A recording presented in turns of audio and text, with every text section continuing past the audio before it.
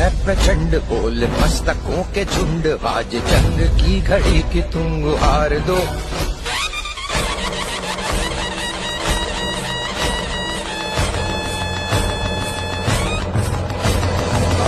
है प्रचंड बोल मस्तकों के झुंड, बाज जंग की घड़ी।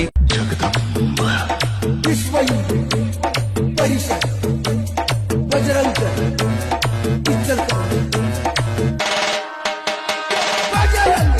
पाप अनाचार में घोर अंधकार में एक नई ज्योति जली, एक नई ज्योति जली। श्री राम जी की सेना चली, राम जी की सेना चली। जय भवानी, जय भवानी। पापियों के नाश को, पापियों के नाश को, धर्म के प्रकाश को, धर्म के प्रकाश को, पापियों के नाश को, धर्म के प्रकाश को। राम जी की सेना चली, राम जी की सेना चली, श्री राम जी की सेना। यात्रा का मार्ग कैसा रहने वाला है, चलिए वो मैं आपको बता देता हूं। सनातन हिंदू एकता यात्रा जो है वो दिल्ली से वृंदावन तक पहुंचने वाली है 7 नवंबर को, यानी आज 11 किलोमीटर की यात्रा शुरू हो रही है। छतरपुर मंदिर से ये यात्रा शुरू हो चुकी है, जिसमें आचार्य धीरेन्द्र कृष्ण शास्त्री लाखों श्रद्धालुओं के साथ निकल चुके हैं।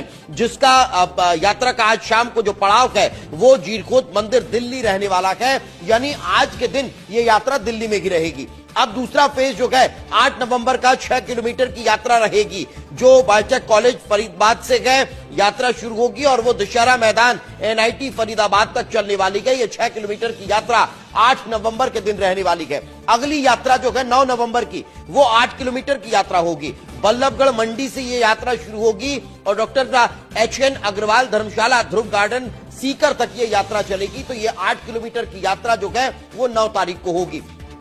अब 10 तारीख को लगभग 7.5 किलोमीटर की यात्रा देखने को मिलने वाली है। बागोला पेट्रोल पंप परथला से ये यात्रा शुरू होगी और गवर्नमेंट हाई स्कूल पलवल तक ये यात्रा चलने वाली है 10 तारीख को। अब बात 11 तारीख की कर लेते हैं, तो 11 तारीख को यात्रा ये भी 7.5 किलोमीटर की होगी।